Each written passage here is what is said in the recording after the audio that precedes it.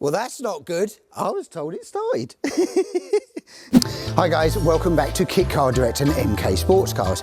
Well, it's workshop time already. The weeks are flying by, but we'll start off straight away, Westfield time. As you know, I've been on this, a couple of little jobs that we've had to do on it. Main feature one now, and the main, well, improvement is the exhaust system here. We've taken out this is what's come off. The old Westfield exhaust system in here is going to be a bit rusty and a bit corrosive and etc. And the customer wanted fitted one of our carbon silencers that we do. This is a 2-inch one, and we've had to make the link pipe to do that. So Josie's done a great job joining that up from the existing system into the carbon one and make a new bracket for the exhaust mount here. So that's all done, finished. A couple of little other jobs to do on this one for the customer, but this is one's got the killer interior, all the sweeping stainless, really nice car actually, and we still like that. We still like that. The retro Ford cover, that's amazing actually. That looks so clean under that engine bay. So yeah, carbon silencer, box, tick. Let's move on over here. What we got going on? Indy Classic with a Fireblade. Great little car, coming to us at an aero screen. Customer wanted, he'd actually purchased it a long time ago, the screen and window pack. Didn't have the time or the skill set maybe, whichever way to fit it all, so we've set about fitting that. Gone around, so we've got the windscreen on here now, got the doors on, got the F1 mirrors styles on here as well. But I have a few little questions on these. People saying, how do you fit a wing mirror? Well, normally we mount them on the door here. We do a wing mirror on the door, but if you take the doors off, then you haven't got a wing mirror with windscreen. So this fits, the little F1s. We bolt it in the side here. We've put that on Facebook, on the socials as well, where it bolts through. And the door actually opens quite a long way. For you to get in and out of there, that is easy actually, to get in and out of that vehicle now. That is extensive opening aperture for you as well. That works. Reference of mirrors, these are convex ones. So you actually feel the vision is actually sent right out there. And even on the passenger side, you get a small amount of obscurity on the vision. But when you look through from where the driver is here into here, you lose about less than a third of the mirror. But with a convex glass, you can actually see this vehicle right here. So from a overtaking point of view, a lane changing, got plenty of vision. So moving into under here, a couple of little other jobs. Great graphics, by the way. Look at that. How good is that? I think he's a sign writer. That's what he does anyway. He's a business. Brilliant little kit. And the other job was take out the filter, which was this one. I think it'd seen better days. I think you'd agree. Out with the old and in with the new. That's cleaned up the engine bay, make it breathe a bit nicer, run a bit better, etc. as well. But yeah, it's great graphics on this car. Clean little thing actually. It's an earlier car, but yeah, it's done a nice job. And now it'd be nice and cosy tucked up behind the screen doors and that for the winter. Rolling on, another yellow and black car, another little theme going on. This is a very early Indy classic low-cost MK low-cost type car actually. Very different because it's a DD on beam on the rear. So it's got 4 training arms and a panhard rod at the back, which is different to the independent rear suspension ones. You can see that at the back. Basically, what's it in for? Well, it's cage time. So this is going to be chopped out, cut off here, cut off the back, and we're going to do a 38mm cage with side impact bars on it. So yeah, a bit of work for the guys to do next week. Interesting one. Another little, well, a lot of the earlier cars did actually. Little Fireblade engine in there as well. Same engine as what's in that one. Everybody had, they were a very popular choice in their day because they were cheap, reliable, good little bit of fun as well. But yeah, that's rolling through. All right, so so it's all hooked up now, isn't it? Yeah, it's now hooked up to the engine, the ECU. It goes to the clock, so we've got readings. And with a bit of luck, obviously, before we start modifying the loom, we want to make sure that the engine runs, prove a concept. So yeah, hopefully when I turn the key, we get spark, we get fuel, we get cranking, and then it fires up.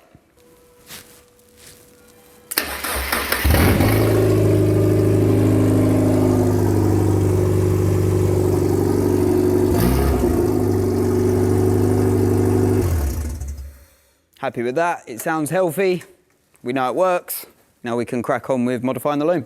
Right, so on here, hashtag Barker's car. Well, we've been on with the wiring loom. We proved the concept that the vehicle starts, and now the boys are upstairs, you've got cameras upstairs, basically laid it out on a big board, all the loom, and we start dressing the loom up and tidying it up so we can get back in the vehicle so we know it all starts, everything's working fine.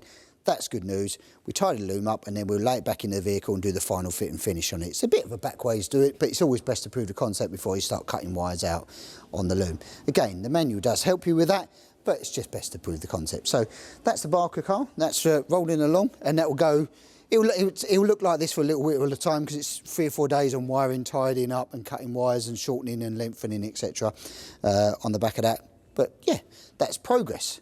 Boom boom noises is always good. So here we are running through hashtag Colin's car. He came and saw us the other week, very happy with the build so far, what's going on.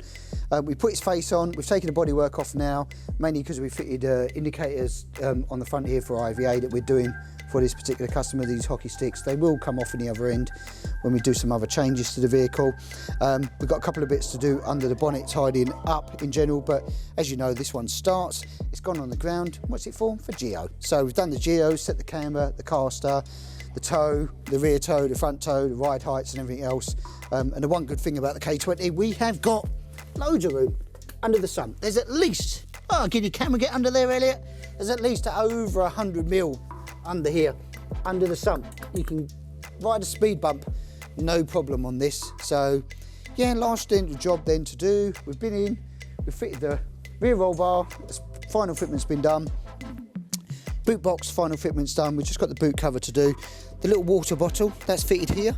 So that's quite a nice little neat touch. You pop that up and you've got the cap here for your squirty bottle. That pops off. So it's nice and easier to fill up when we fitted the boot box in there. It's a nice little thing. Second thing was, don't think that was fitted last week, was it? Elliot? No, it wasn't, was it? So exhaust system, that's new. Look at this, shiny stuff. We love shiny stuff. A bit like the other one. This is a 2.5 inch cat pipe on here, obviously for IVA and for emissions.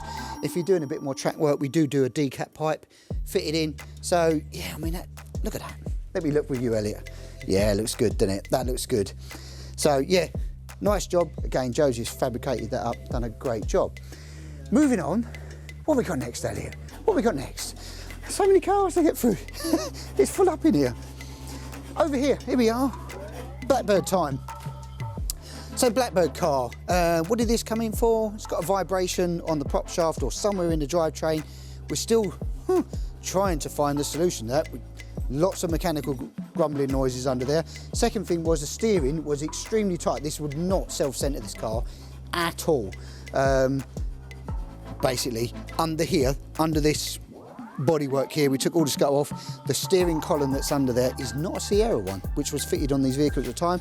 It's some kind of electronic power steering one that's been massively modified and chopped in there, and then made a load of bracketry that basically nipped up the universal joint so tight that it binded on itself, and that's why it held. You could go round a roundabout and let go of the steering wheel. This thing will keep on going round and round and round.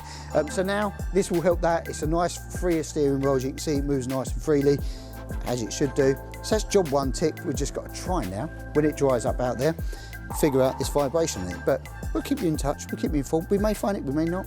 We'll dig around and see what we can do on that. So next time, what's on the list? It's Black Panther time. Yes, it is.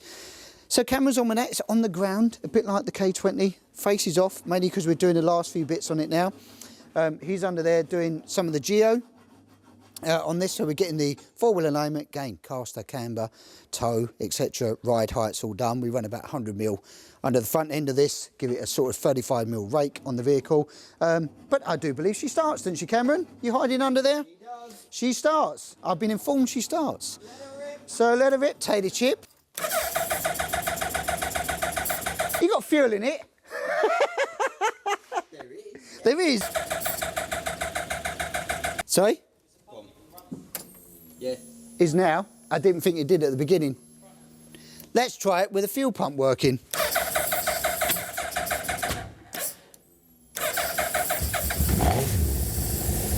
That's why. Make sure the fuel pump is working, and then it starts. So there she goes, she runs. All good. Cameron plugged it in. We're doing this little thing. So Black Panther's all working. That's a good little outtake, Elliot.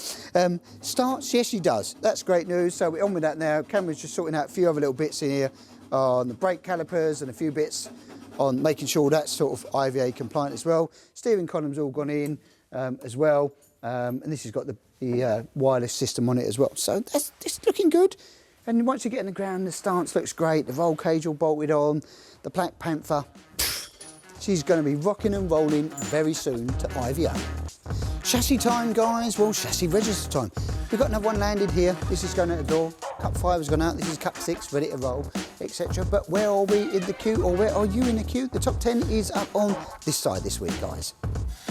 Right, well, from a bonkers busy MK Sportscars workshop, we're signing off. Guess what, guys? Like, share, subscribe. We will catch you next week.